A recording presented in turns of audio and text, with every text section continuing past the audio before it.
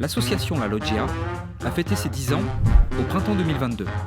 Et célébrer ce moment parce que 10 ans c'est un passage important. Et puis en plus on a annulé le festival l'année dernière, il y a eu le Covid, donc le festival n'a pas eu lieu depuis 2019. On ne voulait pas refaire un Arrête ton cirque, le prochain Arrête ton cirque ce sera en 2023. Mais on voulait marquer le coup, que ça faisait beaucoup de bien de retrouver déjà des spectacles, de retrouver les copains, de retrouver le public, retrouver de la liberté et des étoiles dans les yeux.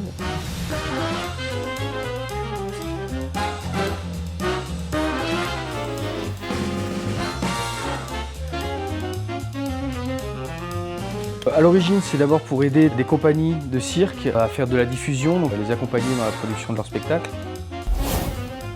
Un jour, on s'est dit qu'on avait envie de monter un festival à Paimpont. Donc en 2013, on a créé le festival Arrête ton cirque. Donc le but, c'était de pouvoir aussi amener des spectacles de cirque contemporain, de faire découvrir aux gens du coin qui ne vont pas forcément voir des spectacles sur Rennes. Il y a eu 7 éditions.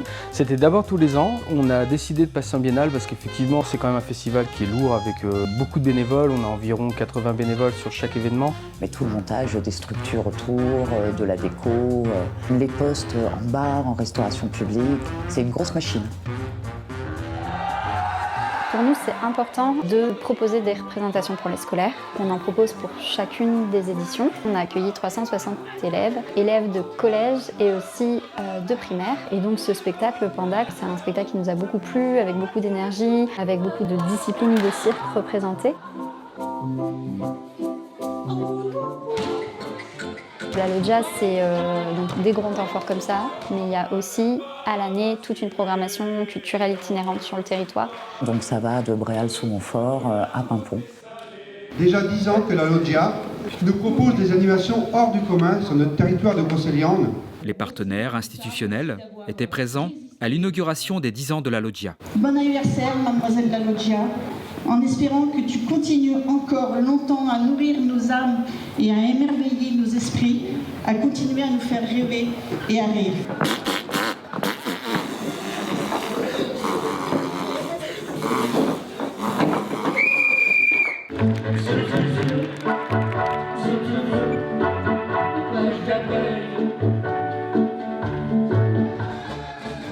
Il faut savoir que c'est quelque chose qui tient à cœur aussi à la Loggia de programmer des concerts. Il y a toujours eu des concerts sur toutes les éditions. Il y a eu le vendredi soir les Pas de nom, pas de maison.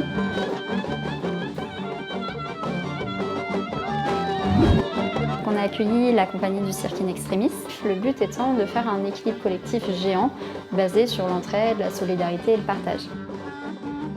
Tout doucement, voilà, et on le sent. Et on sent ce moment où c'est posé. Et le samedi après-midi, il y a eu la restitution qui s'appelle Le Grand Équilibre. C'est une parabole sur l'actualité migratoire avec des planches et des bouteilles de gaz.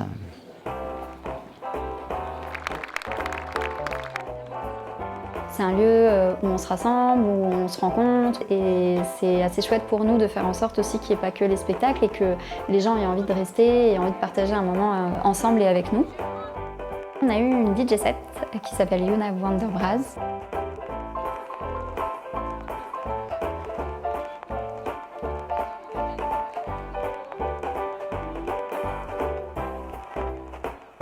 On a eu Clémence de Clamart avec le Roi Zizo Théâtre, le personnage d'un maître de cérémonie qui va nous raconter à sa manière assez subtile la vie des hommes. Paimpont. Paimpont. La fleur de l'églantier sent ses bourgeons éclore. Et la bergeronnette, en attendant l'aurore, sur les premiers buissons verts, commence à se poser. C'est pas ta cam, Michel, toi.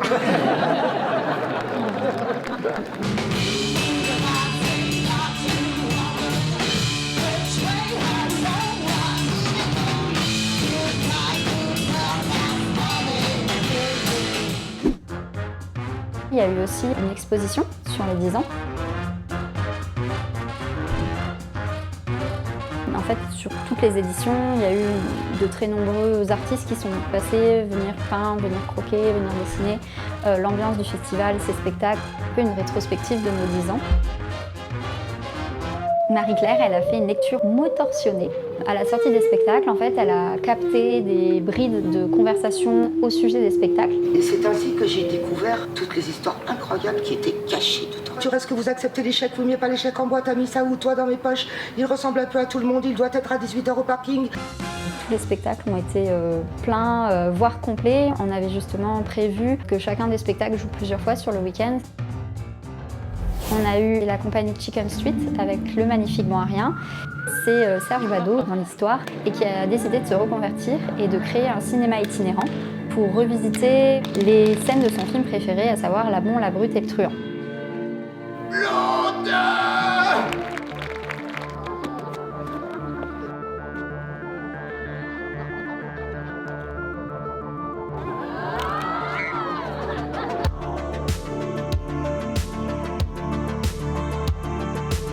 C'était une chouette édition, les spectacles ont beaucoup plu. On a eu du nouveau public à venir et voilà, on a passé un super week-end. Voilà, c'était très très bien. Ça montre à quel point l'association a une place sur le territoire et a une reconnaissance aussi de son public. Merci d'être là, merci d'aider, merci de venir, merci de regarder. L'idée c'est d'être tous ensemble et c'est de partager des choses originales, des choses qu'on n'a pas l'habitude de voir. Parce qu'il y a beaucoup d'énergie, vraiment. C'est chouette et du coup l'année prochaine c'est une grosse édition de 4 jours. Mais là on part sur une vraiment belle édition d'Arrêt ton cirque.